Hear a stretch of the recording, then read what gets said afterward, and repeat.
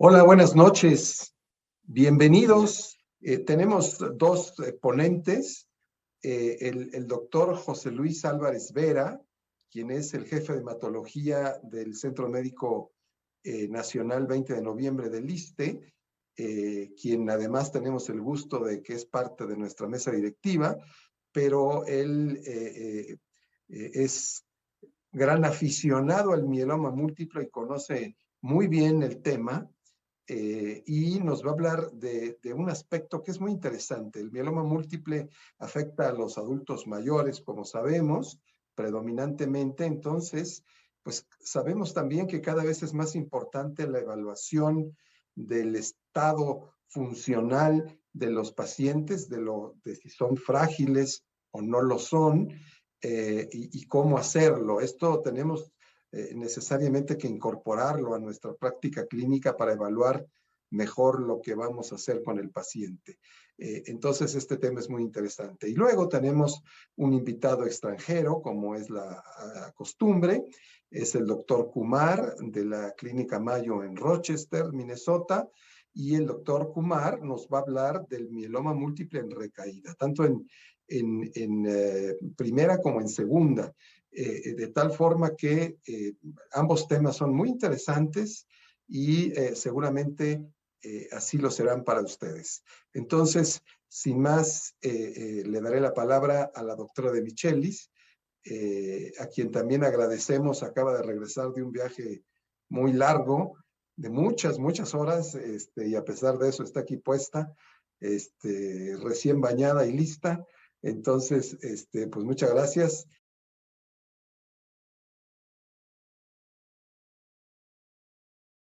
Noches a todos. Como ya dijo el doctor Mellón, bienvenidos a esta sesión extraordinaria de mieloma múltiple y como siempre, pues es a nombre de toda la mesa directiva que les damos la bienvenida para esta sesión. Ya lo había mencionado también el doctor Mellón, nuestra sesión es acerca de mieloma múltiple y estos son nuestros dos ponentes, el doctor José Luis Álvarez Vera, que nos dará la primera charla acerca de la fragilidad en adultos mayores con mieloma múltiple, cómo evaluarla y cómo se puede ajustar el tratamiento. Y nuestra segunda charla la dará el doctor Kumar de la Clínica Mayo de Rochester acerca de cómo tratar las primeras y segundas recaídas en mieloma múltiple. Y les voy a presentar un poco más a detalle a nuestros ponentes. El doctor Kumar es consultor en la División de Hematología y profesor de neoplasias malignas hematológicas en la Clínica Mayo de Rochester. Es hematoncólogo, graduado también de ahí de la Clínica Mayo, con una alta especialidad en mieloma múltiple. Él es el actual presidente del Comité Científico de Trastornos de Células Plasmáticas de la Agrupación Americana de Hematología y también es presidente del panel de directrices de mieloma múltiple de la NCCN, además de, como todos ustedes saben, pues autor de algunas de las publicaciones más relevantes en sus áreas de interés, como son mieloma múltiple y amiloidosis. Y el doctor José Luis Álvarez, que también ya todos lo conocen muy bien, es el actual jefe de servicio de hematología del Centro Médico Nacional 20 de Noviembre del ISSSTE, profesor adjunto del posgrado de hematología por la UNAM y también médico adscrito al servicio de hematología del Hospital Español, y también pues su área de mayor interés en la que tiene diversas publicaciones y autor de algunos consensos nacionales es sobre mieloma múltiple. Y antes de dejarle ya la palabra al doctor Álvarez, algunos anuncios como siempre. No olviden descargar su constancia antes de que termine la sesión. También la segunda charla, la del doctor Kumar, la podrán elegir si quieren escuchar en el idioma original en inglés o con la traducción simultánea, eligiendo el canal que deseen. Y finalmente, pues antes de dejarle la palabra a nuestros ponentes, por favor recordarles que las preguntas que quieran ir haciendo las vayan subiendo a la plataforma y las veremos al final en una mesa de discusión con nuestros dos ponentes. Y queremos agradecer al equipo de Takeda por el apoyo irrestricto para la realización de esta sesión. Y sin más por mi parte, pues le dejo ya la palabra al doctor Álvarez. Bienvenidos a todos.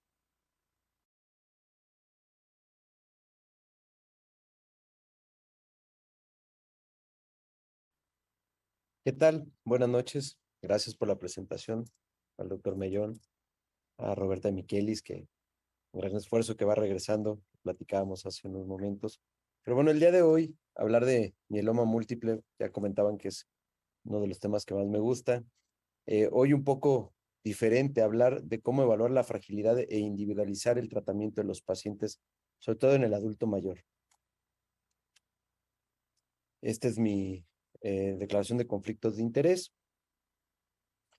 No voy a repetir mucho sobre la enfermedad, ya hemos hablado muchas veces de mieloma múltiple, ya se conoce sobre esta evolución clonal de los pacientes, pero básicamente recordar que la base del primer tratamiento va a consistir en lo que decidamos y qué es la respuesta que estamos esperando y cómo puede presentarse la recaída. Cuando uno piensa en pacientes en primera línea, pensamos en pacientes candidatos a trasplante. Estas son las guías del NCCN del 2023. Podemos ver toda esta gama de tratamientos que tenemos opción, algunos con más facilidad, otros con menos, pero bueno, tenemos acceso a la mayoría de estos medicamentos, o cuando tenemos acceso, cómo decidir cuál es el que quiero ofrecer. Y casi siempre nos damos a si el paciente es candidato a trasplante o no es candidato a trasplante. Pero ¿qué pasa con el adulto mayor? En el sentido de, puede ser o no ser candidato a trasplante, o puede no ser candidato a una terapia triple o a una dupleta. De la misma forma, si no es candidato a trasplante, si voy a dar una terapia de mantenimiento o no voy a dar una terapia de mantenimiento. Y todo esto, bueno, al final, las guías de la NCCN, platicaba ayer con el doctor Julio Chávez del Moffitt, platicamos sobre las guías del NCCN, finalmente es tratar de dar una orientación. Pero en relación a individualizar el caso o individualizar a cada paciente, pues cada vez es más complejo y no existe como tal una guía estricta para el paciente mayor. ¿Qué tenemos que tomar en cuenta para los pacientes? O cuando tomamos un nuevo paciente con una edad o la edad adulto mayor. Hay que ver tres factores, los factores derivados del paciente, desde la edad, si es fitness, el cuidador, las comorbilidades, el apego, que es muy importante, estilo y calidad de vida, performance o fragilidad. Por otro lado, relacionados a la enfermedad, la carga de la enfermedad extramedular, las alteraciones citogenéticas, la presencia de CRAB como tal, el ISS, el revisado o el ISS general, el R2 ahora que ha salido publicado. Y en relación al tratamiento, pues es tomar en cuenta el acceso, costo-efectividad, vía de administración, si hay presencia o no, o tenemos acceso a ensayos clínicos, y la toxicidad. Todo esto debemos de tomar en cuenta y voy a tratar en el tiempo que me corresponde platicar o dar esta plática, tratar de evaluar cada uno de los puntos. En relación al CRAB, recordar que el paciente mayor, no nada más, bueno, sabemos el CRAB que es hipercalcemia, la falla renal, la anemia, las lesiones líticas o la presencia también de dolor en hueso, pero también hay que entender que puede haber alternativas o puede haber otros diagnósticos que pueden simular un mieloma múltiple y por ahí nosotros clavarnos en la idea de que tiene mieloma, o peor aún, que los pacientes, que es lo más común, es que no piensen que tienen mieloma múltiple y se pongan a buscar todas estas causas que pueden ser distractores de la enfermedad. Ya vemos datos de hipercalcemia como un hiperparatiroidismo, el tener una hipercalcemia maligna que puede ser no necesariamente por mieloma, tener metástasis ósea por alguna otra enfermedad tumoral, algunas drogas como las tiazidas, el exceso de vitamina D, el litio, condiciones endocrinológicas, falla renal. Recordar que los pacientes mayores de 80 años, hasta el 60% pueden cursar con alteraciones renales. Anemia, hay descritos por ahí de más del 25% de los pacientes mayores de 80 años pueden presentar anemia, y esto puede ser por enfermedad crónica, por deficiencias de hierro, vitamina B12 relacionados a problemas renales, los síndromes mielodisplásicos, y bueno, el dolor óseo, que puede ser desde una osteoporosis, osteomalacia, osteomielitis, tener daño, fracturas, antecedentes de alteraciones óseas que podrían estar dando manifestación ya en la edad adulta. Entonces, desde ahí empezamos con distractores en relación al CRAB, tanto para el hematólogo, que en general cuando tenemos un paciente ya tenemos la sospecha y es mucho más fácil, pues más bien es el retraso en la llegada del paciente con nosotros, que tiene claro un impacto y lo hemos visto en otras ocasiones. En relación al índice, al sistema de estadificación internacional, todos lo conocemos, todos nos lo sabemos, el ISS, donde los criterios es la beta 2 microglobulina en menos de 3.5 o más de 5.5, y cuando es revisado que ya vamos a tener las alteraciones citogenéticas de alto riesgo, la 414, 1416, de lesión del 17 y la DHL elevada. Entonces, estos son los dos primeros factores para poder empezar nuestro análisis o pensar qué le voy a ofrecer a mi paciente cuando yo ya tengo el diagnóstico. Recordar que el año pasado, en mayo, fue publicado este R2, donde se va a incluir la ganancia del 1Q como un factor pronóstico, donde no me voy a meter a este estudio porque ya me ha tocado dar alguna plática donde hemos desglosado todo lo que es este estudio. Sin embargo, tomar en cuenta que en relación al ISS habitual, al revisado con este R2, donde se incluye la ganancia del 1Q, pues obviamente se dividen ya en tres grupos diferentes, en cuatro grupos de riesgo, y donde la sobrevida, la mediana de sobrevida va desde la no alcanzada, 140 meses, 75 meses y 42 meses. Y no pongo la diapositiva clásica donde vemos cómo ha cambiado el tratamiento, cómo ha cambiado la sobrevida de los pacientes, porque obviamente va en relación a las nuevas terapias y no tanto en relación a estos nuevos índices pronósticos, que claro, las nuevas terapias pueden estar dirigidas y es el futuro que pensamos, donde los pacientes vamos a poder categorizarlos incluso citogenética y vamos a dirigir el tratamiento. Sin embargo, en el adulto mayor hay más que hablar que solamente los riesgos y la edad. Comentando sobre alteraciones citogenéticas en este estudio publicado en el 2003, si mal no recuerdo, con relación al grupo etario conforme mayor edad, mayor riesgo de lesión del 13, podemos ver aquí del grupo de menores de la normalidad del 60%, de 66 años a 75 años y mayores de 75 años, donde más o menos persiste la lesión del 17P en el mismo porcentaje, 6, 5.9 y 6, y en relación a la translocación 414, 14% para menores de 66 y 8.3 para mayores de 75. ¿Qué impacto tiene en esta revisión? Bueno, pues aquí lo pueden ver en relación a ser positivo o negativo a la translocación 414, tanto para la sobrevida libre de progresión como la sobrevida global. Y vean aquí la presencia de la lesión del 17P en relación a la edad. Cuando son menores de 60 años, donde la media es más o menos de 2 años, y cuando son mayores de 60 años, donde la media de supervivencia libre de progresión va hacia 1 año, y la sobrevida global varía incluso de 4 años, de 1.5 años a 4 años en relación a la edad de 60 años como corte. Cuando hablamos del paciente, de la edad, que ya comentaba yo entre relaciones citogenéticas y la edad, este es un cambio es un estudio publicado en Estados Unidos. Lo que hacen es evaluar, fue publicado en el 2015, lo que hacen es evaluar la relación de los cambios de tratamiento a través de los años. Y pueden ver desde 1999, 2003, 2007 y por aquí un poco de población hispana, donde se puede ver el número de pacientes cada vez, bueno, pues más frecuente. Pero puse este estudio porque aquí podemos observar los pacientes que fueron candidatos a trasplante y candidatos a tratamientos de nuevos. Todos estos pacientes ven aquí mayores de 60 años y 69 años, donde prácticamente las nuevas terapias en el 40 y 44% y 40% para mayores de 60 años, incluso mayores de 70 años.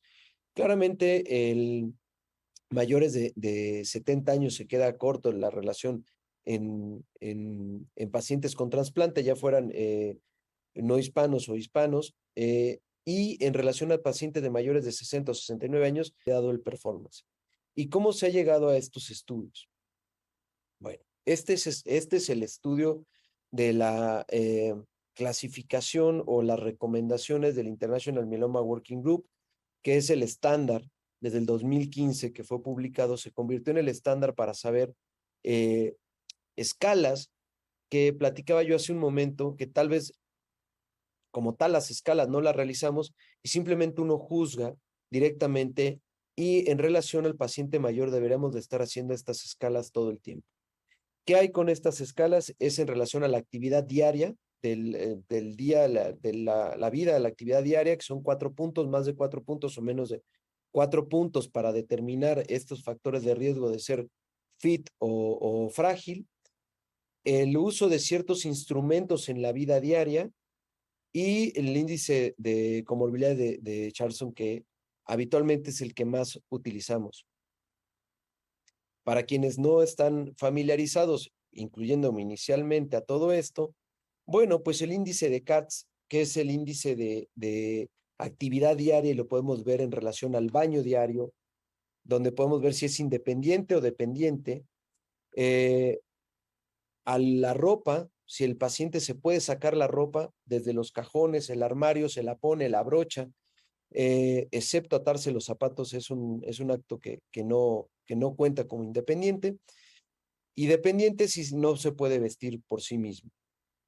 El uso del baño como tal, del WC, lo ponen como independiente, el que va solo, se arregla y se limpia, dependiente si precisa o no de ayuda.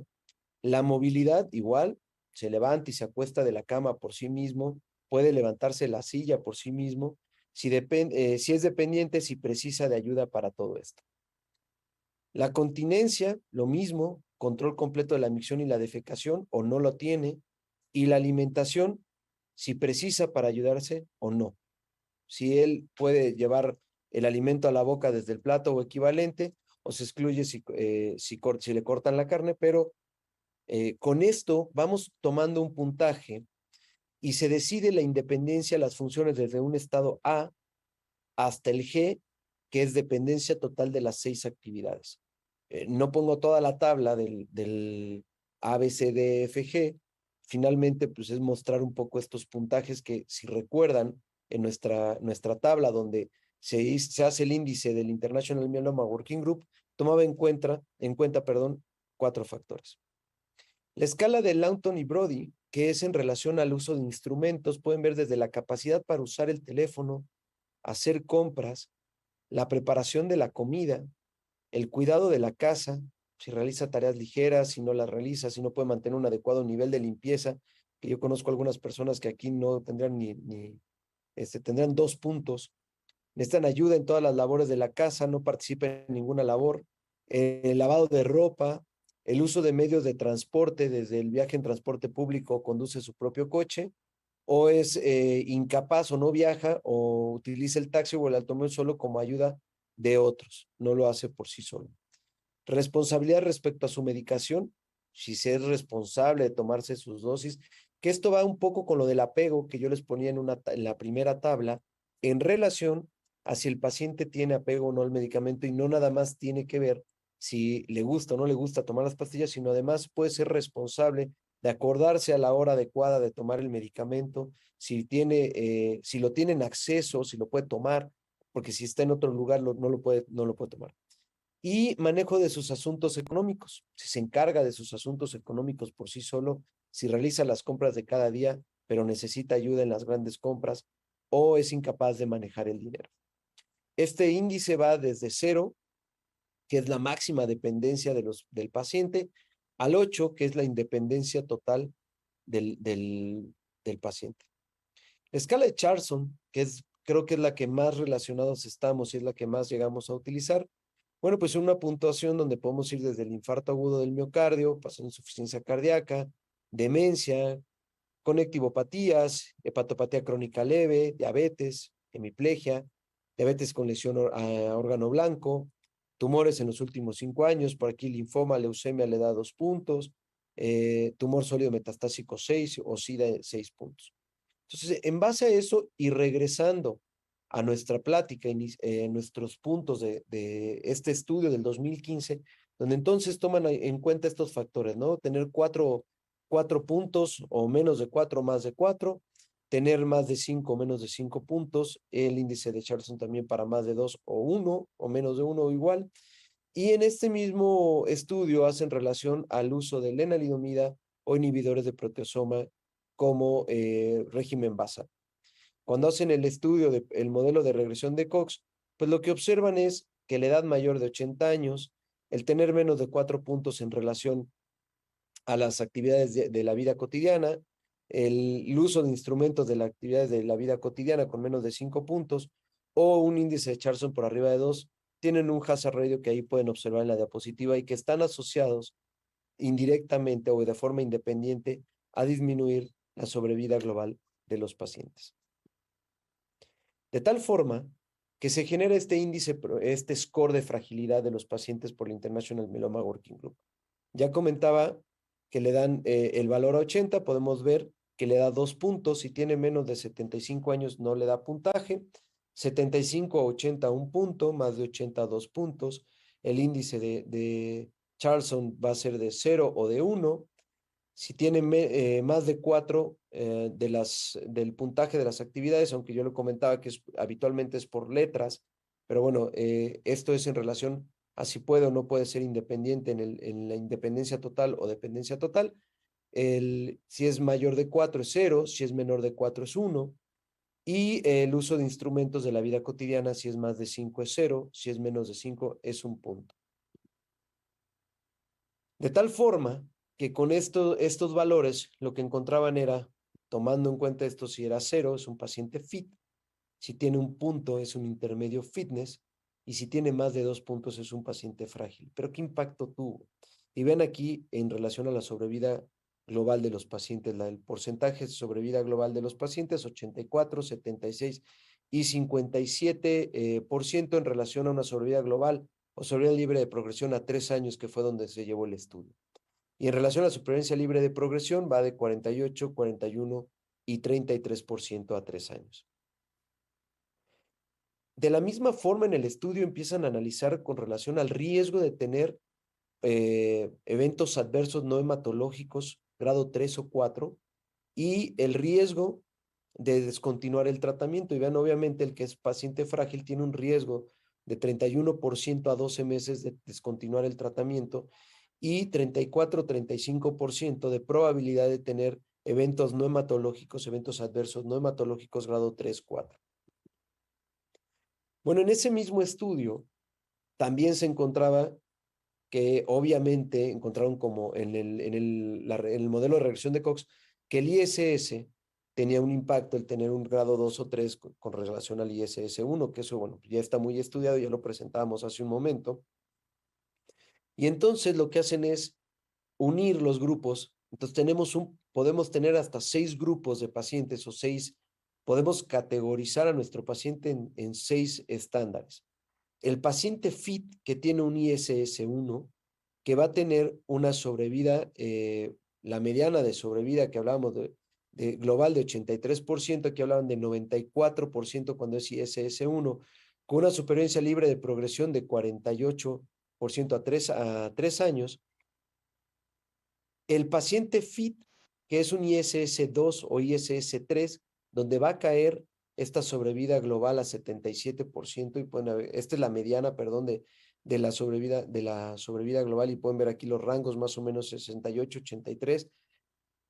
Luego va el intermedio fit o intermedio fitness, que en general en el estudio tenía 75 con un rango de 66, 82%, una sobrevida libre de progresión de 41% para 3 años, pero podemos tener 2 grupos, el que es intermedio fit, pero que tiene un ISS 1, que tiene 75.91 de mediana de meses, de porcentaje de supervivencia, y el ISS 2 y 3, intermedio fit, que va a tener este porcentaje de 75.52. Muy parecido en el intermedio fit, pero ¿qué pasa con el paciente frágil? Ven aquí, el paciente frágil que tiene un ISS 1 va a tener un 61% de probabilidades de estar vivo a 3 años, mientras que el ISS 2 y 3 va en 55%. Entonces, esta diferencia, o al final tenemos estos 6 grupos donde podemos categorizar a nuestro paciente adulto mayor, tomando en cuenta desde el fitness y el ISS, que es algo que habitualmente hacemos con todos los pacientes, pero no hacemos este grado.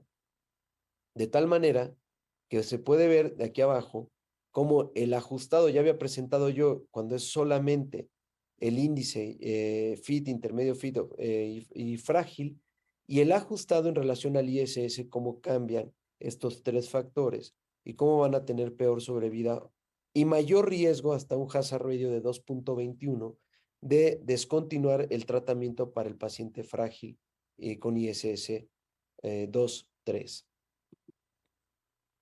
Este mismo índice después es revisado o se hace una nueva revisión, que es este índice que se llama el MRIC, donde van a tomar en cuenta diferentes factores en relación a las características o a las comorbilidades del paciente, y pueden observar, bueno, cuando se hace este estudio, dónde están las referencias y la definición o el grado, que son desde grado 2 o 2 factores, para la presencia de estas alteraciones que pueden tener de estas comorbilidades que van a tener un impacto en la sobrevida de los pacientes. En relación a la función renal o las alteraciones en la depuración de creatinina o el aumento de la creatinina sérica, perdón, la depuración, sí, de creatina o la creatinina sérica, el riesgo que le van a dar es moderado. En relación a la función del pulmón, donde van a estar evaluados desde la disnea, las pruebas de función respiratoria, la presencia de insuficiencia respiratoria, el Karnofsky, que en el previo no se había tomado en cuenta, la disfunción cardíaca, las alteraciones hepáticas, tomando en cuenta cirrosis, hepatitis crónica, fibrosis, la hiperbilirrubinemia, manifestaciones gastrointestinales como náusea, vómito, diarrea, que requiere la disabilidad, que tiene una discapacidad, que requiere para el cuidado personal ayuda o no, esta fragilidad, tomando en cuenta por la debilidad, la actividad física baja, la velocidad con la que se mueve el paciente, la presencia de infecciones, eventos tromboembólicos, pueden ver aquí dolor y presencia de segundas neoplasias. Cuando hacen este nuevo estudio en relación a 801 pacientes con mieloma múltiple, toman en cuenta estos factores y van a dar un score igual, tomando en cuenta los diferentes factores y la cantidad de la presencia o el porcentaje de daño, ¿no? Si es la depuración de creatina, si está por arriba de 90, no va a tener ningún puntaje. Si tiene menos de 60 depuración de creatina, le da un punto. Si tiene problemas pulmonares, si son moderados o severos, es un punto. El Karnofsky, el score del Karnofsky que conocemos, que 100% no le da puntos, 80, 90, 2 puntos, menos de 70 le da 3 puntos. La edad igual, mayores de 70 años, por aquí 60, 69, que luego tenemos esta discusión con los pacientes entre 65 y 69 años, que es, claro, vamos a ajustar las terapias de forma automática o ya lo hacemos de forma rutinaria, pero no hacemos este índice y probablemente metemos a algún paciente, lo metemos en problemas porque aparte su sobrevida global es baja con todas las comorbilidades y se analiza de pronto o se tiene que analizar realmente qué es lo que le vamos a ofrecer. En ASH, el 2019 comparan todos estos índices pronósticos que nos podríamos llevar toda la sesión hablando de índices pronósticos. Comentaba que uno puede terminar siendo parte hematogeriatra con todos estos índices pronósticos y pueden ver aquí las comparaciones, ¿no? En referencia al RMCI que ya comentábamos, vean la sobrevida global de los pacientes en riesgo bajo del 90%, riesgo intermedio 76% y alto riesgo 47%, y la supervivencia libre de progresión va desde 20 a 68%. El estándar que comentaba yo inicialmente en el 2015, publicado desde el 2015, que toma en cuenta también prácticamente las escalas que yo comentaba de las actividades de la vida cotidiana, y vean, igual ya había presentado yo estos datos, 95, 81 y 58 para la sobrevida global, y la sobrevida libre de progresión de 73, 41 y 33. El índice de comorbilidad de Charlson, que está incluido dentro del International Myeloma Working Group Index, donde podemos ver igual, toma en cuenta, bueno, estos factores y tiene la sobrevida libre de progresión de 38%, muy consistente, un poco más exacto, por tomar en cuenta más comorbilidades el RMCI. La Mayo Clinic también publicó un índice pronóstico, el cual no es tan utilizado, y pueden ver aquí que incluso se cae en 37% el riesgo intermedio y ni siquiera se publica o no alcanza en el riesgo alto. Y el índice británico que también comparó, de hecho, sale casi al mismo tiempo el RMCI con una comparación del británico, compararon contra el International Myeloma Working Group. Y buscando información y revisando toda esta información, encontré que cada vez se publican más comparaciones de grupos independientes o por ejemplo, el año pasado en ASH fue presentado por el grupo alemán, compararon su índice de fragilidad contra el índice pronóstico del International Myeloma Working Group. A medida de resumen, creo que tomar en cuenta estos como parámetros, que puede ser la forma más fácil, y esto es de las guías de mieloma múltiple del grupo español de mieloma, donde puede ser mucho más sencillo tomar esto, ¿no? Edad mayor de 76, 80, un punto, más de 80, 2 puntos.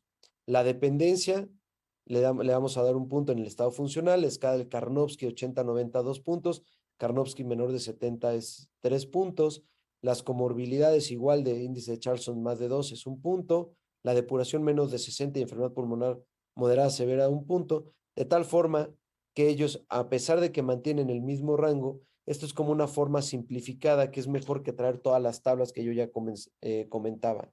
Y en este sentido, ellos también proponen que es un índice más de un parámetro que mide más la velocidad de la marcha, la dependencia a la marcha.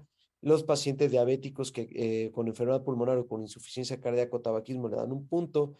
Más de 5 fármacos concomitantes, por eso me llamó la atención poner esta gráfica o esta tabla, porque también la polifarmacia, lo sabemos, hemos revisado ya en otras enfermedades estos índices pronósticos y estas tablas con geriatría, donde podemos observar también la polifarmacia, cómo tiene un impacto, ¿no? La pérdida de peso más de 3 kilos, del cognitivo de memoria más de 3 errores, el estatus de salud en general regular o malo, y van a tener un rango de 0 a 8, con los impactos en la sobrevida que ya comentamos. No podemos terminar de hablar sin hablar obviamente de la relación al tratamiento. ¿Qué hay en relación al tratamiento?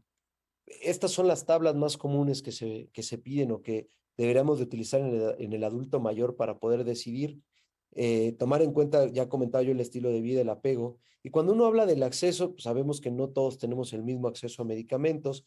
Valorar costo-efectividad, ciertamente, si tienes un seguro de gastos médicos mayores ilimitado y puedes darle lo que quieras, la verdad es que esto pierde valor, pero cuando no tienes esa posibilidad o tienes un acceso menor, la realidad es que no es tan fácil decir que le voy a dar todo, o si no tengo la posibilidad de mantener ese tratamiento, pues tampoco vale. A veces hay que pensar un poco en farmacoeconomía en esta parte. Vía de administración también no es lo mismo que tenga que trasladarse, y esto tiene que ver también con el cuidador. No es lo mismo a veces que el paciente lo tenga que recibir IV, que lo tenga que recibir subcutáneo, que se lo pueda administrar él en su casa. Tal vez el cuidador, y esto es algo de más de farmacoeconomía que discutíamos hace poco en un foro, decíamos, también hay que tomar en cuenta el costo del cuidador en el que él pide permiso, sale de su trabajo. Tal vez el paciente mayor ya está jubilado, pero el cuidador principal tiene que llevarlo, y esto también tiene que ver tanto en costo-efectividad como en la vía de administración. Ensayos clínicos, no todos los centros tenemos acceso o se tienen acceso a ensayos clínicos, y tomar en cuenta la toxicidad muy relacionado con las comorbilidades del paciente. De tal forma que en algunas de las recomendaciones, y tomando en cuenta todo lo que es sin meterme a la parte de tratamiento, pues entonces, entre las guías y pláticas que se han tenido, pues podríamos hablar de un paciente fit, eh, exclusivamente, sin meterme en el ISS, si es 1, 2 o 3, pues podemos dar un tratamiento con RD o KD, dar a BMP, dar a RD. Aquí entra la pregunta: trasplante en el paciente que es fit, menos de 70 años, 67 años, que no tiene comorbilidades. Seguramente todos los que gustamos de hacer trasplantes estaremos pensando, si realmente es fit el paciente, le ofrecería yo el trasplante, haciendo el análisis de todas estas vías. Mantenimientos con bortezomib, ixazomib, lenalidomida, que son el bortezomib bajo la recomendación de la experiencia del grupo PETEMA que se ha tenido, y otras líneas de tratamiento que también se están revisando y que cada vez vienen más reportes: Dara-BRD, Isatuximab-BRD, Isatuximab-BCD. Para el paciente un fit, Lena-Dexa, Dara-BMP, Dara-RD, BRD, combinaciones de BD, ID o KD, bueno, Ixazomib o Carfilzomib, dexametasona, cualquiera de estas tres. Igual mantenimiento con estas medicamentos que se pueden utilizar. Para el UNFIT, Dara-Ixadexa, Dara-BRD, Dara-BRD Light.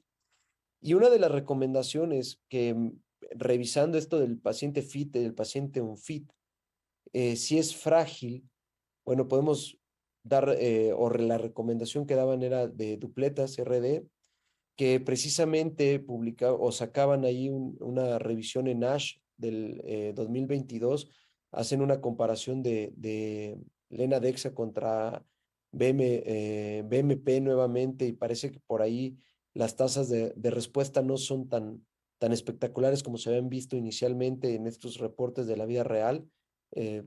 No pongo el estudio porque no es el caso de la plática. En el caso de Dara-BD, Dara-RD, dosis ajustadas. Esto es importante porque a veces se olvidan de la dosis ajustada, que se deben ajustar algunos en relación a la función renal, como la lenalidomida, e igual el bortezomib, tomar en cuenta las comorbilidades, la presencia o no de la neuropatía, si el paciente tiene o no falla renal, si el paciente cursa con descontrol, si es diabético o no, las dosis de dexametasona. Ya casi hemos abandonado los 40 miligramos y utilizamos más 20 miligramos. En el paciente frágil, bortezomib o ixazomib en mantenimiento. Reportes que se esperan o reportes que no se esperan, sino que ya estamos teniendo y que se esperaban resultados y se han ampliado en este ASH 2022, que fue el Dara-Ixadexa o Dara-Lenadexa, por también aquí el Exatuximab con pomalidomida, que no todos tenemos acceso y ojalá tuviéramos acceso. Entonces, tomando en cuenta esto, y a medida de más de conclusión, los pacientes adultos mayores con mieloma múltiple, tomar en cuenta que son un grupo muy heterogéneo. Desde el paciente puede ser muy fit, puede ser vulnerable, puede ser moderadamente frágil, o puede ser un paciente severamente frágil. Y para eso son estas tablas que podemos utilizar, y en base a esas tablas, aunado al ISS, poder individualizar el tratamiento.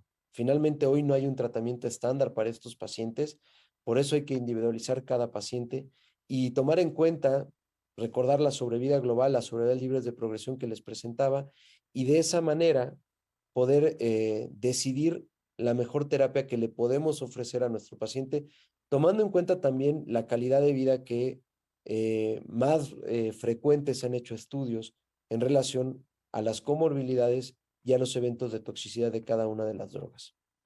Con esto quiero dar las gracias por la invitación y esta revisión de comorbilidades y de tablas para tomar una mejor decisión para los pacientes, y me quedo por aquí para cualquier pregunta.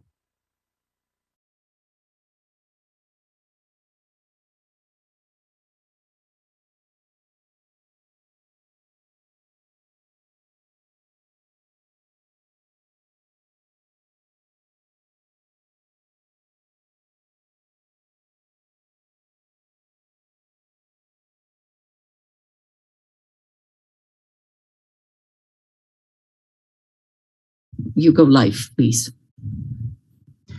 Hi, good evening. Thank you for the opportunity to talk to the group this evening. What I'm going to be focusing on is the treatment of early relapses in multiple myeloma, particularly the first and the second relapse in this disease. These are my disclosures. The treatment of the multiple myeloma, the treatment paradigms have really changed over the past decade with the introduction of several new therapies. In fact, the introduction of new agents has radically changed how we treat the patients at the time of diagnosis. The induction therapies have gone from 2 drugs to 3 drugs and now 4 drug combinations for induction therapy in transplant eligible patients, followed by stem cell transplant and maintenance, while in transplant ineligible patients, the initial treatment is often continued for a period of time, often until disease progression. Unfortunately, even with these effective therapies that can give a median of 4 to 5 years of progression-free survival, patients do eventually relapse, and we have to decide on new therapies in order to control the disease a second time around. So what we're going to focus on today is going to be those early relapses, particularly the first two relapses, where patients are often not exposed to many of the new therapies that we have. And we have a potential to use these treatments based on some pretty solid data from phase 3 clinical trials. So, and then of course, patients, once they go through those initial 2 to 3 relapses, the myeloma becomes quite resistant to many of these commonly used therapies. And that's where we then start looking at alternate approaches, especially the newer immunotherapies like CAR T cells and the bispecific antibodies. Now, it's very important to remember that there is a continuous clonal evolution that happens in multiple myeloma, which we think mediates the development of resistance to therapies. What we have observed in the past is that with each subsequent line of therapy, the depth of response and the durability of response appear to go down. However, that picture has changed a little bit because now we have multiple different therapies we can use with very different mechanisms of action. So it is not uncommon for patients to get similar disease-free or progression-free survival with the first 1 or 2 regimens. On the right-hand side of this picture is a study from a singular patient, but highlights the importance of clonal evolution. So when you look at this patient, you have the majority of the clones depicted in orange, red, green, and gray. You give this patient a particular treatment, one of the clones tend to increase in size. If you go to a different regimen, then this patient has a different set of or different subclone that has become the majority. Eventually, when the patient develops refractory disease and uncontrollable, then you can see that the majority of the clone indicated in blue color, which is present in a very, very small fraction at the time of diagnosis. So often, one of the subclones tend to become more prominent with disease progression based on the acquisition of drug resistance. So when you start thinking about treatment of relapsed multiple myeloma, one of the very first questions that should come up is, does everybody need immediate treatment when their monoclonal protein goes up and they meet the criteria for disease progression? What we know is that many of these patients have indolent disease, and it might take a while for these patients to have the M spike go up and the disease to progress to an extent where they need treatment. Of course, if somebody has CRAB features or any other characteristics that clearly demonstrates active myeloma, then these patients need treatment right away. In general, patients with high-risk disease, we tend to treat them earlier than later because these patients can become quite difficult to control with the therapies over time. And of course, if patients have originally presented with significant neurological or renal problems, we certainly don't want those light chain levels or the M spike levels to get to that point that it might start causing problems. Of course, if someone's M spike is rapidly doubling, then that is an indication of aggressive disease, and this patient would benefit from early intervention of treatment. So in general, we want to take into account the disease biology, and some of the disease biology we know from what was identified at the time of diagnosis in terms of risk, like the genetic abnormalities and also the ISS stage and so forth. But in addition to this, we also get information that is important for the biology or represents the biology, which is the duration that the patient had response with their first-line therapy.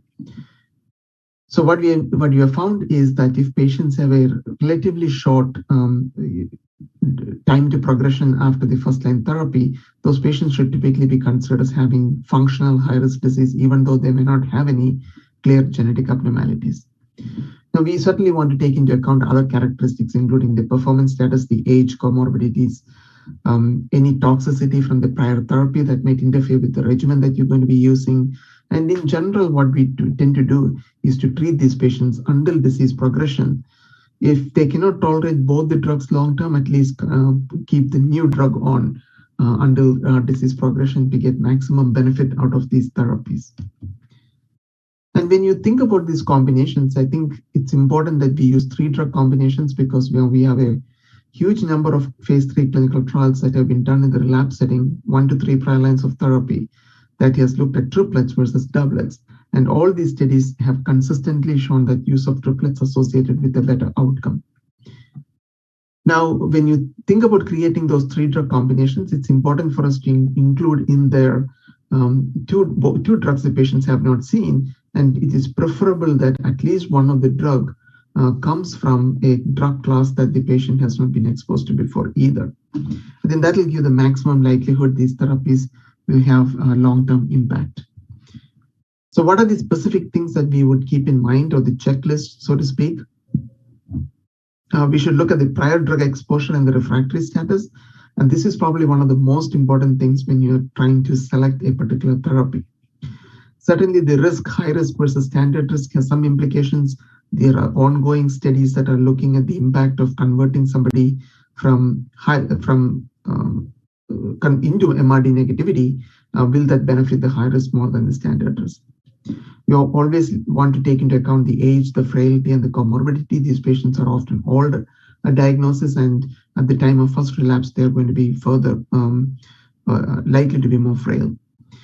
The comorbidities are important to keep in mind, especially because of the high doses of dexamethasone that we give these patients, and if they have underlying hypertension and diabetes, that could definitely be made worse.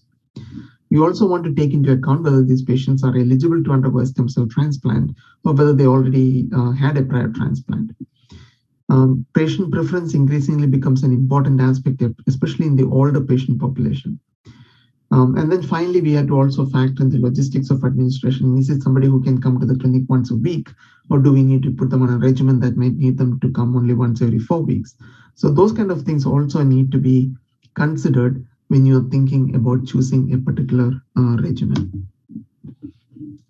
So the prior drug exposure and the refractory status is probably the most important. And when you think about patients who are relapsing after the first-line therapy, they are either not refractory to lenalidomide because they may not have had lenalidomide maintenance, or they stopped it after a period of time. But the vast majority of the patients, at least in our practice right now, tend to be refractory to len at first relapse because these patients have been put on maintenance therapy continuously, and they often relapse on lenalidomide. Now, if you are not refractory to lenalidomide, you have a whole host of combinations that you can choose from: KRD, ixazomib lendex, elotuzumab lendex, or daratumumab lendex.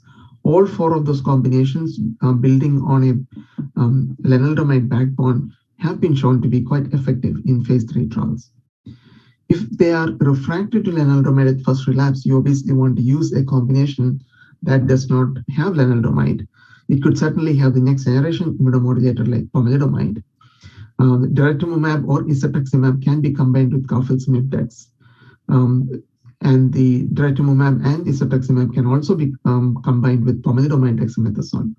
And then you have regimens like the DVD, EPD, and PVD. Now, the challenge is what happens when this patient relapses a second time. Then we have to figure out a way to switch those therapies around in order to give them drugs that they have not been exposed to. So, for example, if you have been treated with daratumumab, pomalidomide, dexamethasone, you can think about a combination of carfilzomib, cyclophosphamide, dexamethasone. Or if you are treated with DVD, then you can use KPD or elopomdex. So certainly, we have the luxury of being able to mix and match some of these drugs in order to create the 3 drug combinations. Now, when you look at the data from the lenalidomide combinations, as I said, there was the ASPIRE trial, Tourmaline trial, POLLUX, and the ELOQUENT trial that looked at adding either carfilzomib or ixazomib or daratumumab or elotuzumab to the lenalidomide dexamethasone backbone. When you look at the overall response rate and the deep responses, you can see they are quite comparable, maybe slightly less for the ixazomib, lenalidomide, dexamethasone, and ELOQUENT. But when you look at the progression-free survival, they clearly improved the progression-free survival compared to their control population. Obviously, the data from the daratumumab lendex really stands out and is one of the reasons why we tend to use that combination in patients who are not refractory to len. Now, what about the people who are refractory to lenalidomide, we have to now think about using a proteasome inhibitor-based combination. And we have data from several phase 3 trials, including the Endeavor trial that looked at carfilzomib dex, Panorama trial looked at pinobinostat and bortezomib dex, Castor trial with dara-VD, Optimism trial with pomalidomide VD, and then we have the randomized phase 2 trial looking at elotuzumab VD, and then finally selinexor, bortezomib dexamethasone. Now you can see here across the board, all these regimens appear to be quite effective with quite deep responses. And you can see that the majority of the trials actually showed a significant improvement in the progression-free survival. So let's take a look at some of this data. And when you look at the Endeavor trial, you can clearly see that this is the carfilzomib dexamethasone compared to bortezomib dexamethasone. And it showed that there was a significant improvement in PFS and with subsequent follow-up improvement in overall survival with the use of KD over VD. Now, as I said, we typically are not using doublets. We try to go with the triplet medications.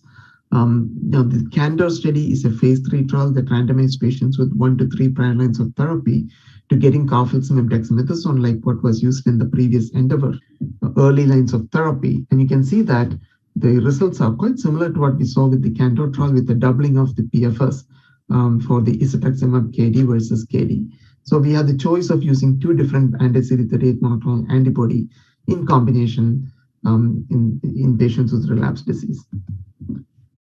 Now, the Apollo trial looked at adding daratumumab to pomalidomide dexamethasone. This was a little bit different than the ICARIA trial, where the patient population were 2 or more lines of therapy. And here, the daratumumab starts with 1 or more prior lines of therapy. Either way, patients get dara-pom-dex or pomalidomide dexamethasone until disease progression or it becomes intolerable. With the Apollo study, we again show that the PFS was significantly better, almost 7 months versus 13 months, with the addition of daratumumab to pomalidomide and dexamethasone.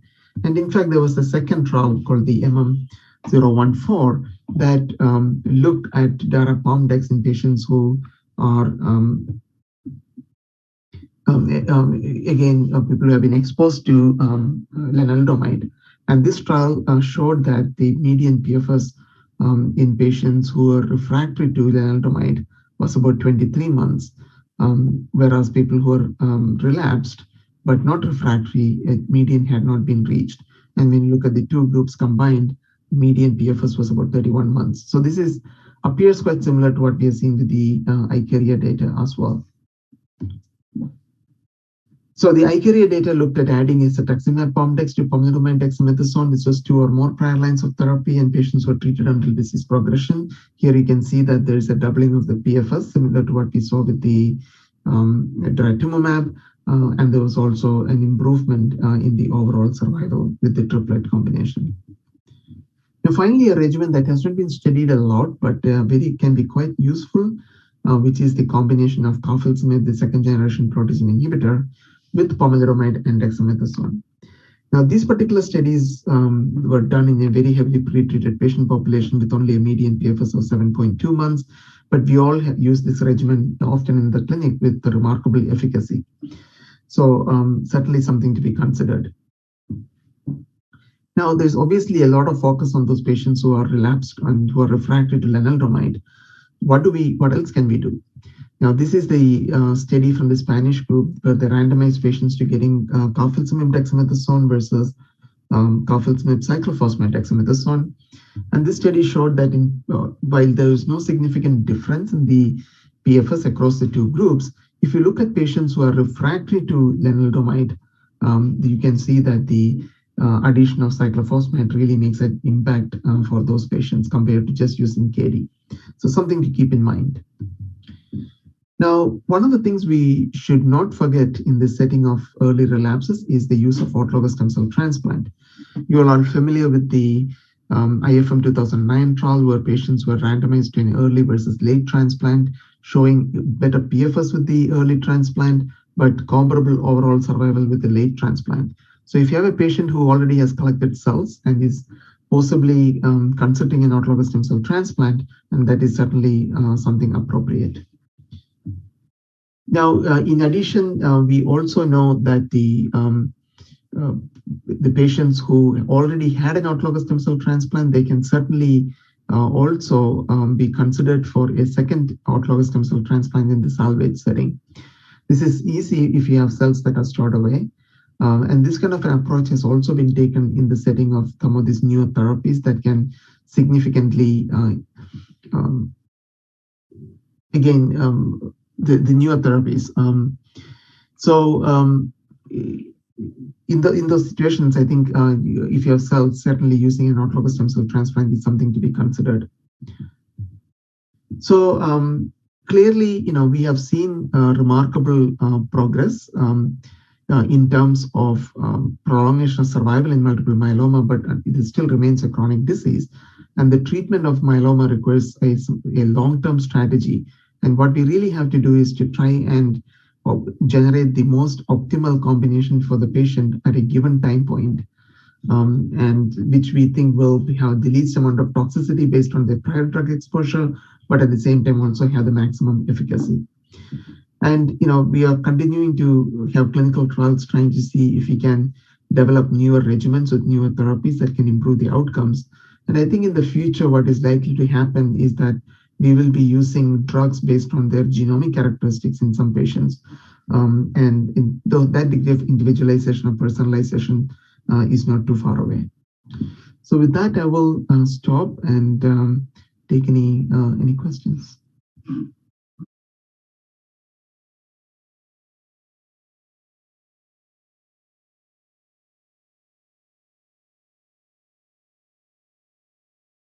Gracias, muchas gracias a nuestros dos ponentes por las dos charlas tan interesantes que tuvimos. Y tenemos, varias preguntas distintas que voy a ir haciendo para que me vayan contestando los dos ponentes. Quisiera empezar un poco con la primera parte, que en la primera parte hablamos pues un poco de la evaluación geriátrica y de cómo ajustar los tratamientos en estos pacientes. Entonces, quisiera comenzar con el doctor Kumar, a ver si nos pudiera él dar en su experiencia en un centro de referencia grande, cómo hacen la evaluación geriátrica en estos adultos mayores para ver cómo ajustar el tratamiento.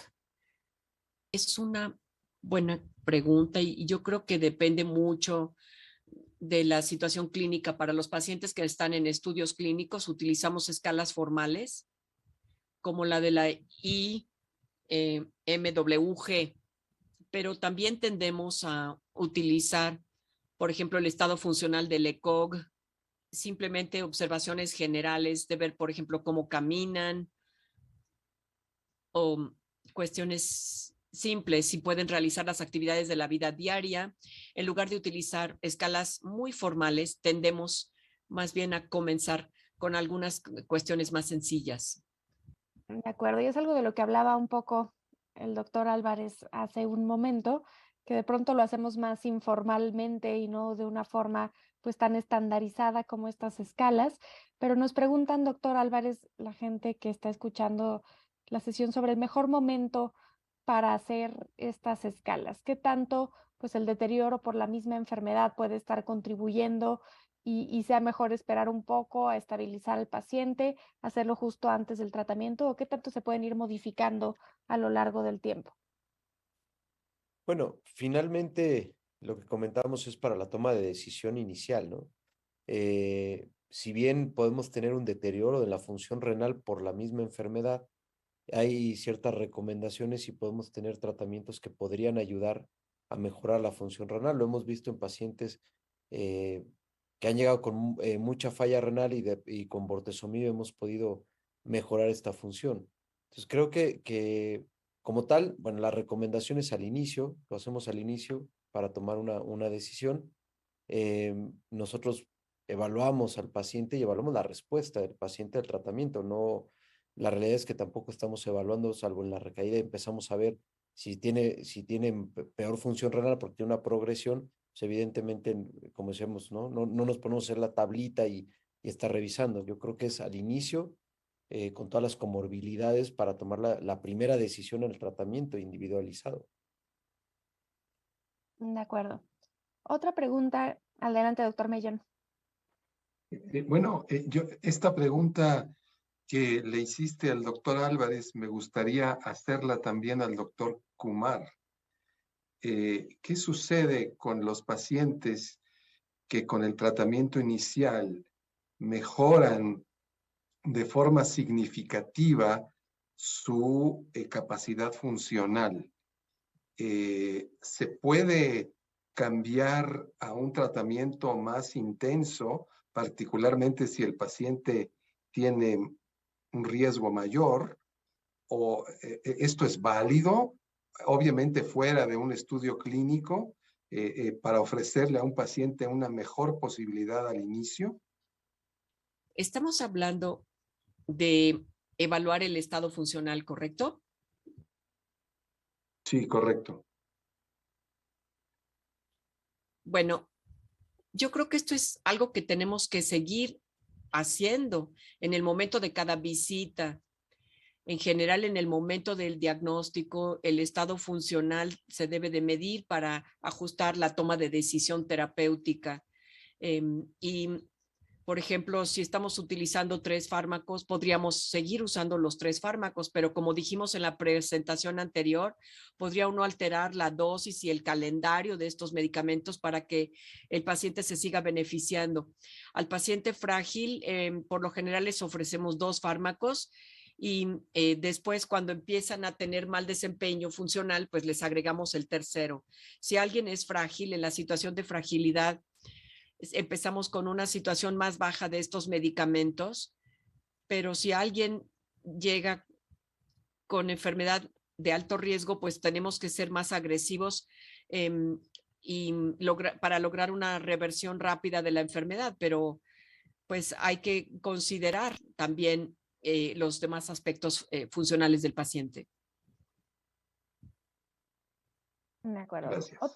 Otra pregunta muy práctica y concreta en el día a día es acerca de cómo evaluar la función renal, ¿no? Sabemos que hay ciertos fármacos que deben de ajustarse de cierta forma y que muchos de estos ajustes inicialmente se hicieron pues con cálculos convencionales de la tasa de filtrado glomerular y que hoy en día hay otras estrategias que pueden ser mejores para evaluar la función renal. Entonces, quisiera preguntarle al doctor Kumar qué recomienda, qué fórmula utilizar para evaluar la función renal en pacientes con mieloma múltiple. Para poder cambiar las dosis para los medicamentos habituales y bueno, y no todos los casos requieren de modificación de dosis, ¿no? Puede ser que no sea necesario dependiendo de los anticuerpos que hayan sufrido cambios.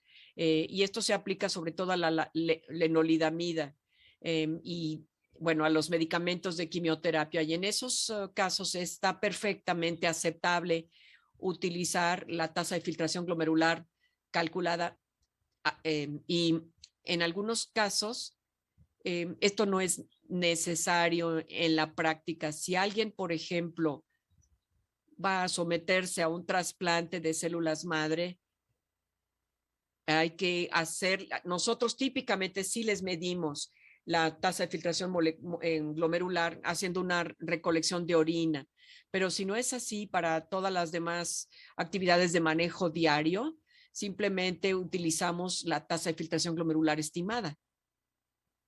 Con esta basta. De acuerdo. Otras preguntas que siguen siendo muy interesantes en mieloma múltiple es, y que sigue siendo una pregunta válida, que hay estudios diseñados para tratar de resolverla, es pues la indicación de trasplante autólogo en primera línea de tratamiento, ¿no? Pareciera que a pesar de las estrategias más novedosas de tratamiento, sigue habiendo una indicación muy clara de trasplante prácticamente en todos los casos, ¿no? Quisiera preguntarle primero al doctor Álvarez en su centro, ¿cuál es la conducta? ¿Qué pacientes van para trasplante y en qué momento? Y después al doctor Kumar que nos ayude a responder si cree que habrá algún escenario en el que ya no haya beneficio de trasplante. Pero adelante, doctor Álvarez. Sí, nosotros de principio, el paciente menor de 65 años en general lo consideramos candidato a trasplante. Digo, hay ciertos pacientes que se escapan, la verdad es que son la minoría, se escapan por alguna comorbilidad, pero en general la mayoría de los pacientes los consideramos candidatos y intentamos meterlos a respuesta de forma temprana. Si son de ultra alto riesgo incluso o de alto riesgo, los utilizamos cuatrupletas. Tenemos acceso en estos momentos para utilizar algún tratamiento con daratumumab, con anticuerpos monoclonal. Entonces, en general usamos tripletas para la mayoría de los pacientes. En los pacientes que se consideran de alto riesgo por la citogenética, podemos utilizar una cuatrupleta. Evaluamos la enfermedad casi siempre a los cuatro ciclos y lo presentamos al comité de trasplante. Sabemos, es bien sabido que nuestro centro tiene una lista de espera que peleamos por tratar de acortarla y en ciertos pacientes podemos someterlos a trasplante de forma más rápida, otros tienen que esperar el momento que van avanzando en la lista y finalmente, en el caso, por ejemplo, bueno, esos son los pacientes que llegan y que nosotros los tratamos, porque otros son los pacientes que son referidos de otros hospitales donde ellos ya recibieron alguna terapia, se evalúa la respuesta. Si vienen con muy buena respuesta parcial y tal vez tenemos algo más que ofrecer para tratar de profundizar la respuesta, es algo que hemos intentado o estamos haciendo. Discutíamos hace unos meses con el doctor San Miguel la utilización de los anticuerpos monoclonales para profundizar la respuesta. Sin embargo, la cantidad de células plasmáticas que se pueden movilizar en sangre periférica, la verdad es que es baja. Entonces, y lo que sí se ha visto que tiene impacto es la respuesta con la que entran, no tanto con la que movilizas al paciente. Entonces, él nos comentaba que podíamos utilizar los anticuerpos monoclonales para profundizar al momento de entrar y estamos haciendo esta modificación no tanto al buscar la respuesta para incluirla en la lista de trasplante. Básicamente eso es lo que tenemos. Por ahí un paciente mayor de 65 años que es fit, como lo comentaba, que lo presentamos al subcomité y se decide. La realidad es que no tiene tantas comorbilidades, el paciente está teniendo una buena respuesta. Creo que todavía se puede beneficiar de utilizar el trasplante, aunque no tenga lo que se hacía antes como corte básico 65, ¿no? Hemos llegado hasta 69 años para hacer un trasplante. De acuerdo. Y ahora, doctor Kumar, la pregunta para usted era si cree que se ve en el futuro cercano algún escenario de pacientes en el que tal vez no sea necesario el trasplante.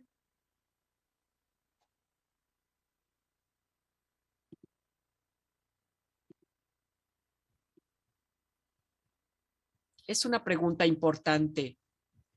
En este momento, yo creo que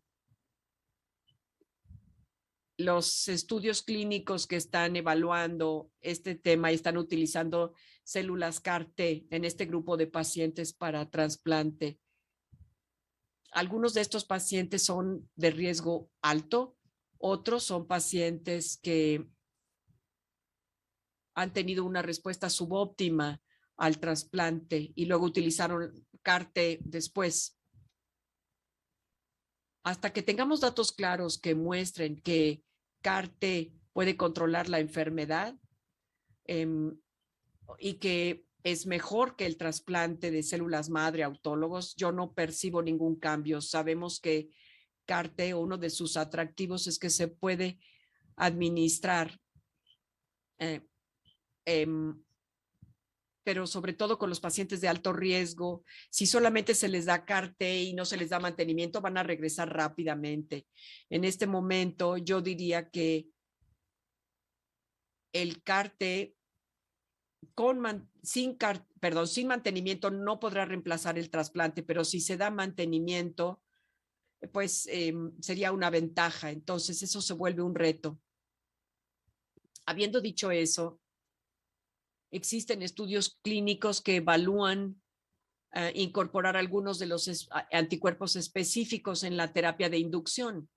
Es decir, incluir la terapia de inducción a llegar a EMR, enfermedad mínima residual, y luego justamente determinar si es susceptible el paciente de ser trasplantado o no, o esperar hasta que se vuelva MOD negativo.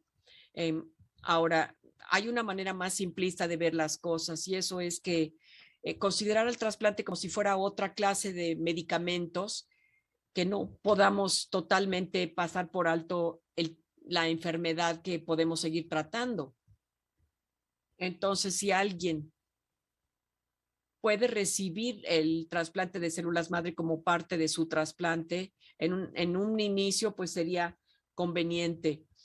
Pero tenemos en los estudios clínicos pacientes hasta de 65 años y 70 que se beneficiaron, pero este año hubo estudios de ASH que presentaron que si se da solamente 40 miligramos por metro cuadrado de melphalan, pues puede ser benéfico en los pacientes que tienen a 65 a 75 si están demasiado frágiles y no pueden recibir la dosis completa de melphalan, entonces no se les trasplanta.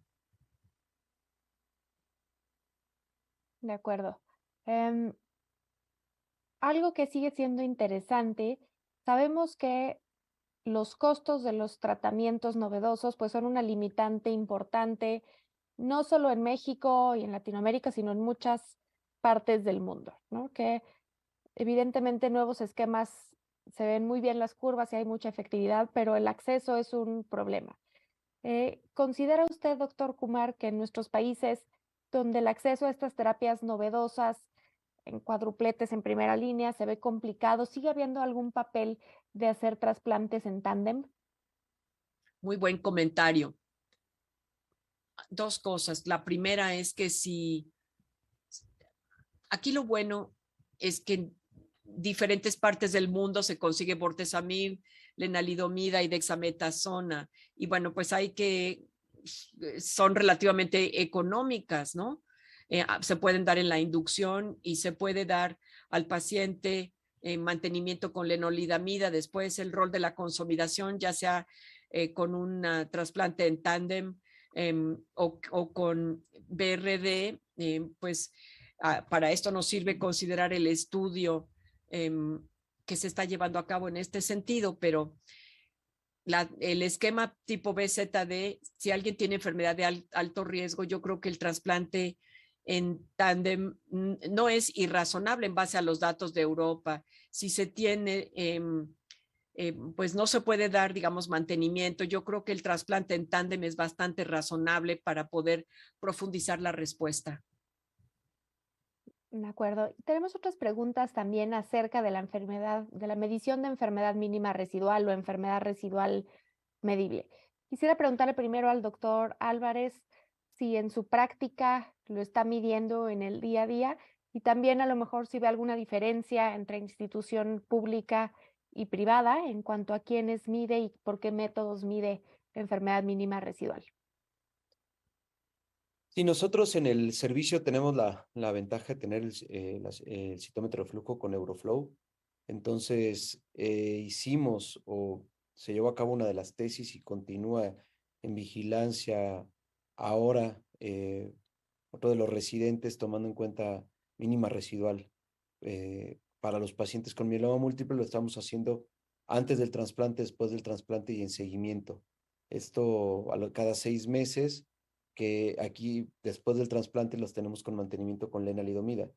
La realidad es que al igual que lo que platicamos en la mayoría de la respuesta es qué va a pasar cuando tengamos una mínima residual positiva después de una negativa, todavía no sabemos, pero bueno, los tenemos con lenalidomida por lo pronto de 10 miligramos y lo medimos en el servicio. En relación a la práctica privada, pues es curioso porque se debe de procesar muy rápido también la muestra. Aquí en el Hospital Español también tenemos Euroflow, entonces sí podríamos hacerlo por mínima residual, pero cuando hemos buscado controles, La muestra se tiene que procesar en media hora, si mal no recuerdo, en las primeras horas de tomada la muestra para tener una buena cuenta. Comentábamos entonces, en algunos lugares donde nos han mandado o lo mandan fuera, pues es diferente el proceso que se lleva. Entonces, no estamos utilizando otros métodos en este caso, ¿no? En comparativo.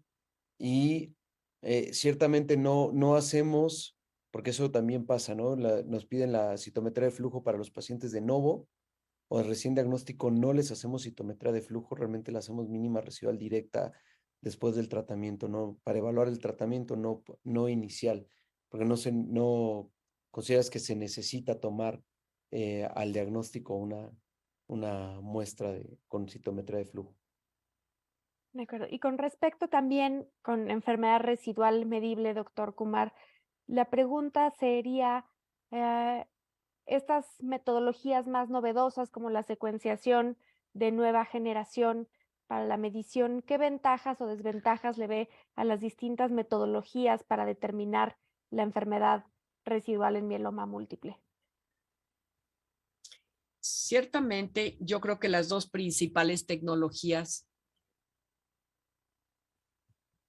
sobre todo lo más común, bueno, es la técnica sedimentaria y el Euroflow, que es lo que nosotros usamos en nuestra institución. Hay otras variaciones del mismo abordaje utilizándolo en un solo tubo o en dos tubos y demás. Pero en lo que respecta a la prueba de EMR, se ha validado con una sensibilidad de 1 en 100,000 y esto se considera pues realmente una muy buena máquina para medir la EMR. Ahora, la secuenciación de siguiente generación nos puede dar teóricamente una sensibilidad de hasta 10 veces más que la citometría de flujo, pero hay algunas diferencias, mientras que otros de los valores pueden ser comparables. Esto depende de cuál sea, pues digamos, el límite que se establezca. La secuenciación se puede utilizar a nivel basal para saber qué es lo que estamos rastreando, pero en la citometría de flujo no se necesitan muestras sedimentarias, se puede utilizar cualquier muestra y el perfil se compara con una base de datos que pues tiene otras muestras. Entonces, la ventaja de la EMR es que se puede utilizar aún fácilmente. Ahora, la desventaja de la citometría de flujo es que se tiene que realizar en 24 a 48 horas y entonces por lo general tenemos muestras que nos mandan y tenemos que asegurarnos que lleguen antes de 48 horas y se procesen. Ahora, pero la ventaja de la siguiente secuenciación es que se puede liberar la muestra con EMR en cualquier momento. Entonces, todo depende un poco del laboratorio, de la logística que exista en él y pues esto nos ayuda a decidir cómo vamos a proceder. De acuerdo. Y quisiera yo hacerle otra pregunta sobre este mismo tema, doctor Kumar. ¿Sí cree que hoy en día esta medición de enfermedad residual debe de ser el objetivo del tratamiento? Es decir, ¿una enfermedad residual negativa debe de ser el objetivo o es más bien un marcador pronóstico simplemente? Me gustaría pensar en este momento que es un marcador pronóstico para el mieloma en general, porque todavía no tenemos datos que si seguimos trabajando a la gente con diferentes esquemas y si se logra que sean EMR negativos, no sabemos realmente si esto va a cambiar el desenlace, pero hay un grupo de pacientes en quienes creo que es probablemente razonable tener como blanco la EMR y estos son los pacientes de alto riesgo. Sabemos de varios estudios que los pacientes con alto riesgo son los que más se benefician por tener un estatus de EMR negativo. Entonces yo creo que es razonable si se tiene un paciente de alto riesgo que va a pasar por un trasplante, pues realmente, incluso si se le logra llevar a una situación de negatividad, ver si se le va a hacer un trasplante en tándem y si se va a consolidar con 4 ciclos. claro, todavía no tenemos muchos datos, sobre todo con la población de alto riesgo, pero nos parece que es convincente darles la terapia adicional, pero lo que va a ser más la clave para estos pacientes es obviamente el mantenimiento con dos agentes, dos fármacos. De acuerdo. Y un poco relacionado a esto, doctor Mellón, adelante, ¿quería comentar algo?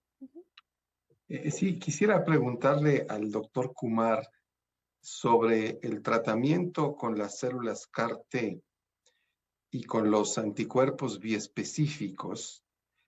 ¿Cuál es la situación actual en los Estados Unidos en el mieloma en recaída? Sabemos que todos estos tratamientos empiezan con los pacientes de más mal pronóstico, recaídos, refractarios, y van escalando hasta llegar incluso a la primera línea. Pero la situación actual en los Estados Unidos, ¿cuál es?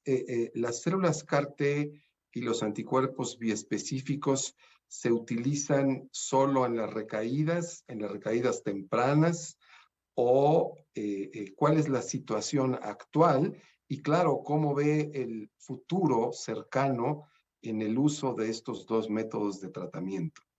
Tanto los biespecíficos como las células CAR-T, tenemos 2 aprobados, uno de cada uno, o bueno, los 3 de ellos han sido aprobados para pacientes con que han recibido las 4 líneas previas.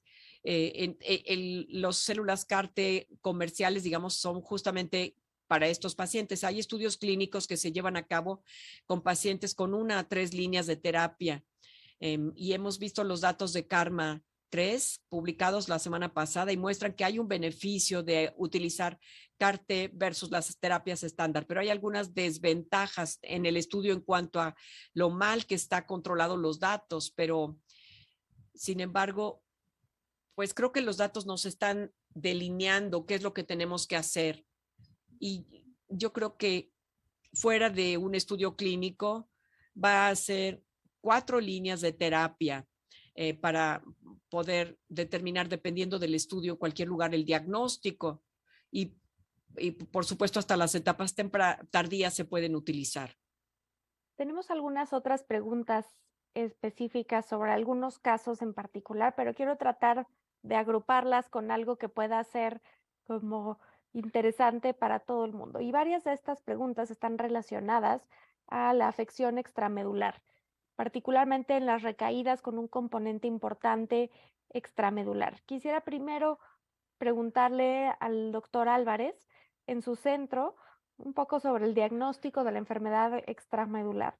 ¿Están haciendo PET de rutina a todos los pacientes? Y si sí, ¿en qué momentos? Bueno, nosotros tenemos acceso al PET y se lo hacemos al diagnóstico de inicio. Y ya en la vigilancia del paciente lo hacemos en relación a, primero, bioquímica, y si tenemos algún dato de requeda bioquímica, hacemos el PET.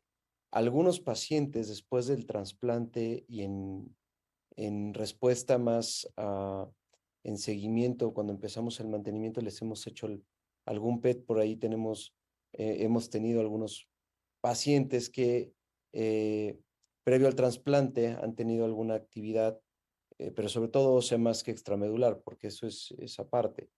Pero normalmente, o sea, no estamos haciendo PET a todos los pacientes cada 3 o cada 6 meses. La realidad es que le damos seguimiento bioquímico al paciente cada 3 meses.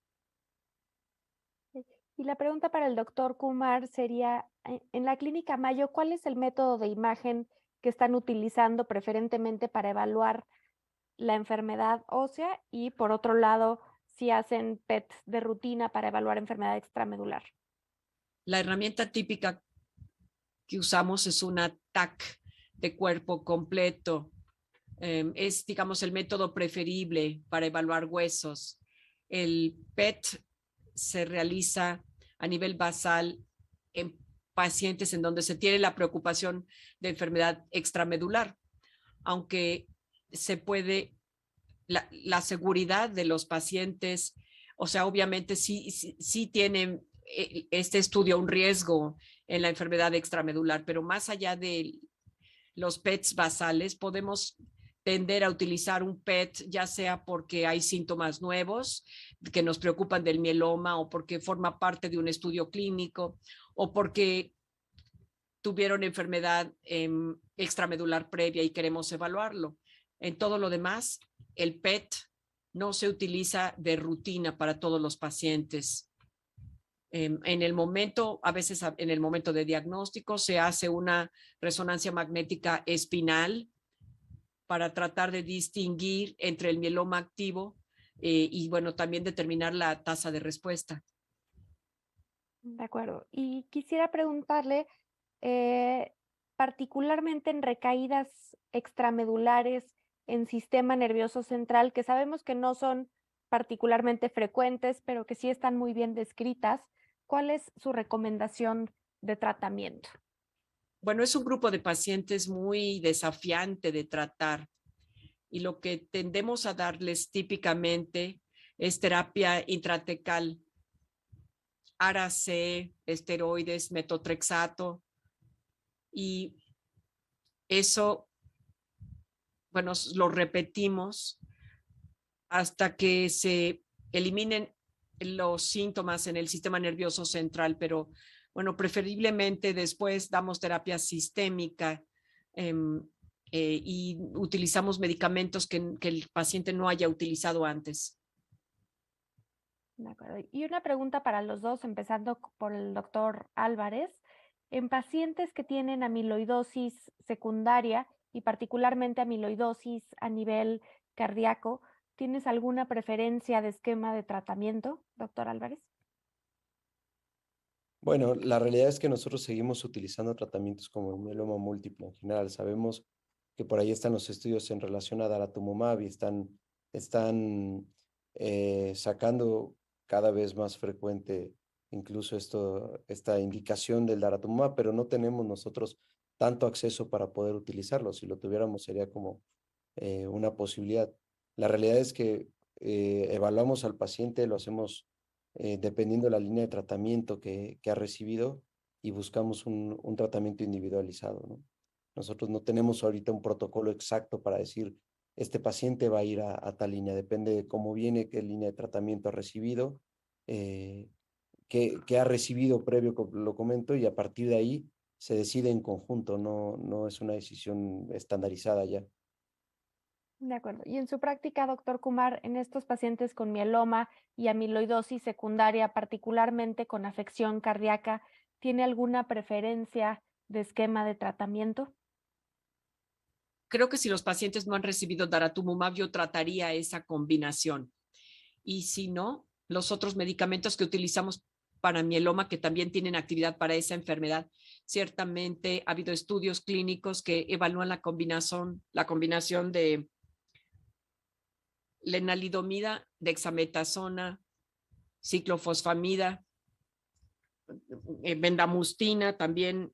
Entonces hay una gran cantidad de medicamentos que se pueden utilizar potencialmente en pacientes, ya sea que recaen de algunas de estas terapias más nuevas. De acuerdo.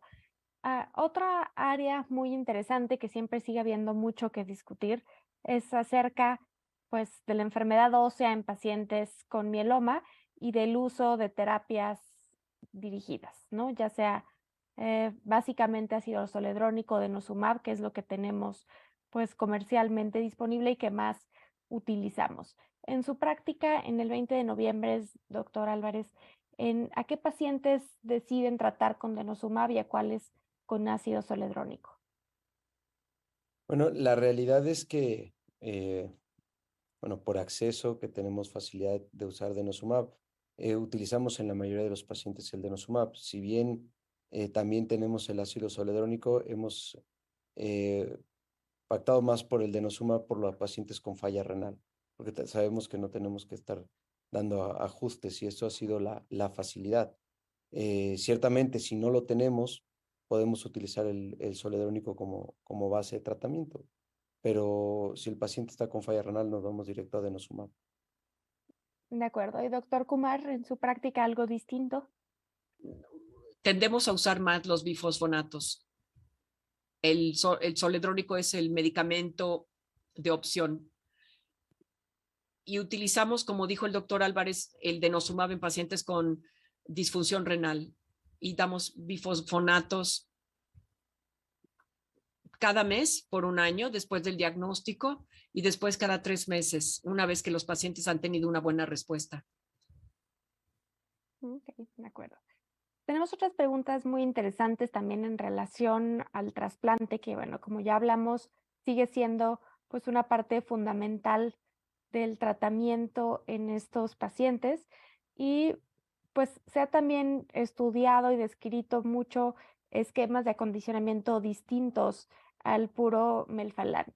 Entonces quisiera primero escuchar al doctor Álvarez en su centro y en su práctica qué acondicionamiento están utilizando y después al doctor Kumar si cree que hay mejores opciones de tratamiento hoy en día en comparación con puro melfalán. Doctor Álvarez, Nosotros, adelante. a ver, en algún momento cuando no teníamos melfalán IV, utilizábamos melfalán oral como en otros centros con bortezomib. Por ahí el estudio de melfalán con bortezomib y tomando en cuenta la biodisponibilidad del melfalán oral, optamos por combinarlo. Hoy en día tenemos melfalán IV y la realidad es que por tiempo, en relación a no estar criopreservando las células y podemos utilizar y directo pasar al trasplante, utilizamos melfalán 200 básicamente para los pacientes. De acuerdo. Doctor Kumar, ¿algún otro esquema de acondicionamiento distinto a melfalán 200? No, yo creo que melfalán 200 realmente es útil y ya pasó la prueba del tiempo, ya lleva casi 3 décadas este esquema y sigue siendo útil. La gente evalúa otras combinaciones, pero hubo, por ejemplo, el estudio de fase 3, pero en realidad no se ha logrado un mayor beneficio en comparación con melfalán 200. En todo caso, se ha logrado una mayor toxicidad con esos otros esquemas. De acuerdo. Otras preguntas que tenemos interesantes, tenemos muchas preguntas, pero bueno, estoy intentando de agruparlas de cierta forma, pero una pregunta muy concreta de un caso en particular, que nos preguntan su opinión, doctor Kumar, sobre una mujer de 61 años que tiene una recaída temprana después de haber recibido daratumumab, dexametasona y carfilzomib, y esta de recaída es con un plasmocitoma a nivel maxilar izquierdo. ¿Qué recomendaría en este caso? Es una situación muy difícil porque es alguien que parece que el tumor incluso regresó a pesar de recibir una combinación muy efectiva. En alguien así empezaría yo con un PET para tener una mejor percepción de cómo está distribuida la recaída. Si el PET nos muestra que solamente hay una lesión, la que usted me describió, y no hay nada más a nivel óseo, entonces consideraría yo la radiación para llegar al área del plasmocitoma. Claro, esto es algo que hay que seguir muy de cerca porque hay plasmacitomas localizados y otros que pueden recaer después de la terapia. De acuerdo. Y otro aspecto que es muy interesante es que también han cambiado un poco las cosas en cuanto a la evaluación inicial de riesgo en los pacientes con mieloma. Sabemos la importancia de hacer pruebas de FISH en estos pacientes porque muchas de las alteraciones citogenéticas necesariamente tenemos que verlas mediante esta metodología, pero quisiera preguntarle al doctor Kumar, ¿a qué pacientes considera hoy en día pacientes de alto riesgo en mieloma múltiple? Los pacientes de alto riesgo son los que tienen anomalías citogenéticas 14, 16, la presencia de 17P o de lesión 1P, 1Q y amplificación genética. Creo que todos estos pacientes se pueden considerar como con mieloma de alto riesgo, pero hay otros rasgos fuera de estos hallazgos de la prueba FISH que pueden incluir, por ejemplo, células plasmáticas en circulación, ISS en etapa 3, En fin, todas estas cuestiones harían que se considerara al paciente como de alto riesgo. De acuerdo. Y un poco de la mano de esto que acaba de comentar, nos preguntan también, ¿cuál sería su tratamiento de elección en primera línea en pacientes con leucemias de células plasmáticas? Estos pacientes con leucemia de célula plasmática que tienen mucha citopenia por la médula ósea, les damos 1 o 2 ciclos de BDP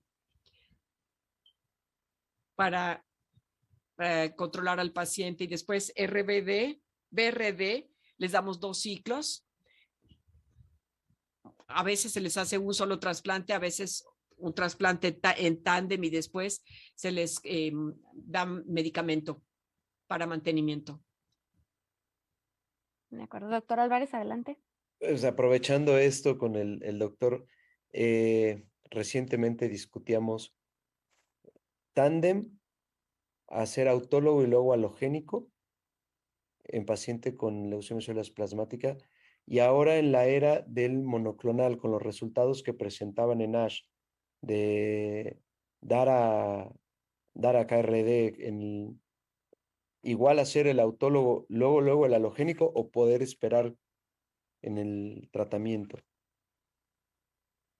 Dejar autólogo y esperar después. O sea, está hablando del trasplante en tándem. Típicamente tienden a ser entre el primer y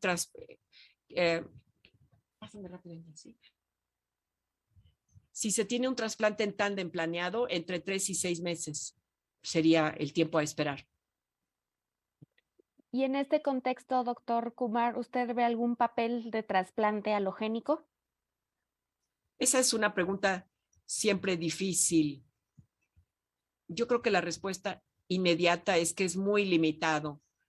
No creo que sea algo que usemos ahora, pero en situaciones muy, muy selectas, por ejemplo, un paciente que tenga alto riesgo porque tienen múltiples anomalías citogenéticas, o que su estado funcional hace que recaigan muy rápido después del trasplante. Para estos pacientes yo creo que es razonable por lo menos discutir el rol del trasplante halogénico. De acuerdo. Y otro contexto que es tal vez el lado opuesto, ¿no? Sabemos que estos pacientes de muy alto riesgo, bueno, es importante ir con tratamientos, pues, lo más agresivos de forma inicial posible. Pero por otro lado tenemos a estos pacientes que en realidad no tienen ningún marcador de riesgo alto, que quedarían como un paciente de un riesgo estándar, que también algunos estudios parecen ser los que más se benefician de agregar anticuerpos monoclonales y terapias con 4 fármacos. ¿Cuál es su postura, doctor Kumar? ¿Tratar a estos pacientes que no tienen nada de riesgo alto también de la forma más agresiva posible para tratar de lograr la respuesta más profunda, o dejar las terapias más completas para segundas o terceras líneas de tratamiento? Yo en general tiendo para el paciente de alto riesgo, la preferencia sería utilizar la combinación de 4 drogas, y los que no tienen tanto riesgo, 3 drogas.